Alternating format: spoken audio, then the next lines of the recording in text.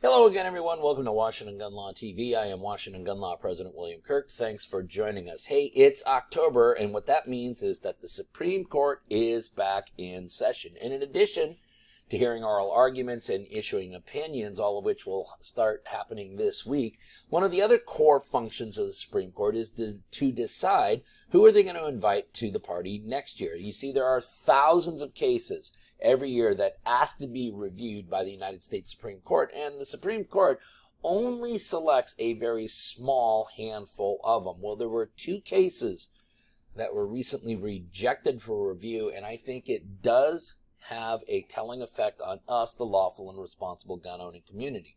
So today, we're going to have to spend a few minutes and talk about the Supreme Court passes on two bump stock cases and what that means to you.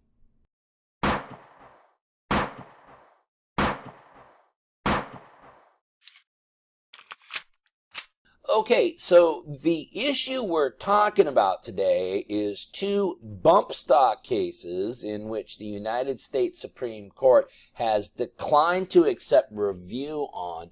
But more importantly, I think that we can kind of start reading the tea leaves here about the court's denial of these cases and what that may mean to certain portions of Operation Reticent Recall, in particular, wide open triggers and forced reset triggers. Now, if we kind of go back in our time machine for a few moments here, what we remember is in 2017, the largest mass shooting in the history of the United States took place on the Las Vegas Strip during a country western concert. The mass shooter fired from across the street in a casino called Mandalay Bay and used a multitude of weapons, and many of those firearms had been equipped, in fact, with bump stocks. Okay, and just to refresh our memory, a bump stock is a device looking something like this right here. And it's a device that replaces the stock and the pistol grip. And when the shooter puts forward pressure on the handguard, it causes the shooter to pull the trigger. And of course, if the shooter keeps putting pressure on the handguard, it can create a rate of fire far more rapidly using the recoil of the firearm than what a normal human being is capable of doing. And it in many ways turns a semi-automatic weapon into the ability to fire as if it is fully automatic. Now, after the massive shooting in Las Vegas, President Trump, that's right, it was President Trump, asked the ATF to go in and take a look at ways of banning bump stocks. Now, despite the fact that the ATF had previously approved bump stocks and it had actually authored a letter saying that they did not believe they constituted machine guns, under President Trump's direction, the ATF went back in and essentially did a 180 on that policy and now found bump stocks to constitute machine guns as regulated by 26 United States Code 5845. And in doing so, the ATF relied on a doctrine known as the Chevron deference. Now, what is the Chevron deference? Well, the Chevron deference is a legal terminology that says, listen, when a regulation is vague, we will oftentimes defer to the administrative agency in charge of enforcing that regulation to really figure out what that terminology and that regulation means. Well, you can imagine what a blank check, what a carte blanche this has turned out to be for the ATF. But they use this exact doctrine to say, you know what, I know what we said before, we said that, but, scrap all of that, forget about all of that, because under 26 USC 5845, we now believe that bump stocks constitute machine guns, therefore they are illegal, and that's how the bump stock ban came into effect. Okay, now, not satisfied with this rulemaking, the Gun Owners of America filed suit in the Sixth Circuit for injunctive relief and to find this law unconstitutional. Now, the suit is currently called GOA v. Garland. It obviously had different names because we had a different attorney general then. I believe it was GOA v. Barr. But at the trial level at the Sixth Circuit, Gun Owners of America did not prevail. The United States government won. That is, the court found that these regulations were constitutional and therefore the bump stock ban remained in place. Gun Owners of America appealed to a 3-judge panel in the Sixth Circuit and won on appeal. That is, the 3-judge panel overturn the ruling of the lower court. However, the United States then appealed to the full panel of the Sixth Circuit. Does any of this sound familiar, similar to what's happened in the Ninth Circuit?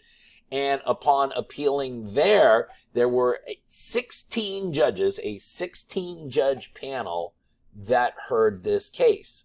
However, that 16-judge panel reached an 8-8 split decision, thus negating any ruling that could have come from the Sixth Circuit, and also negating the 3-judge panel ruling that had come out of the same circuit. Consequently, by default, the United States won again. So, Gun Owners of America files for a writ of certiorari. What is that? That's a fancy term for we want to get invited to the United States Supreme Court. And they had filed that petition to be reviewed by the United States Supreme Court.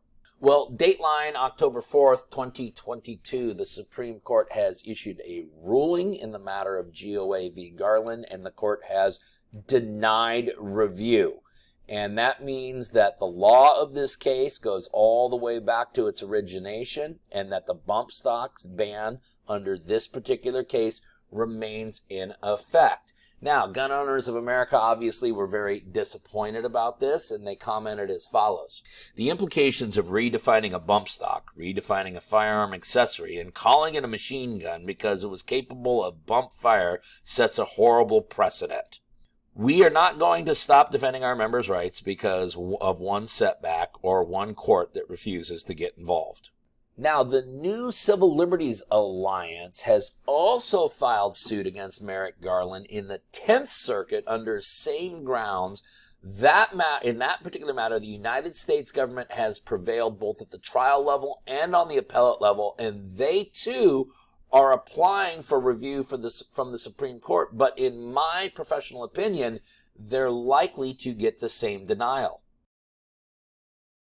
But here's the important point I want all of you to take away from this, because this is not about the bump stock ban, but it is about many of you who are wondering, when is the court going to intervene and stop the ATF from this scavenger hunt that they're on about forced reset triggers and wide open triggers? When is the court going to step in and tell the ATF you've gone too far here? Well, if we take a look at the technology that was developed via the bump stock, and we take a look at the technology that has been developed for the forced reset trigger and the wide open trigger, in many ways, what these manufacturers have created is bump triggers. And the United States Supreme Court, a court which right now is probably as Second Amendment friendly as it's been in a long time, when given the opportunity to address the misapplication of the law, if that's in fact what ATF did as it comes to this bump technology, chose to pass.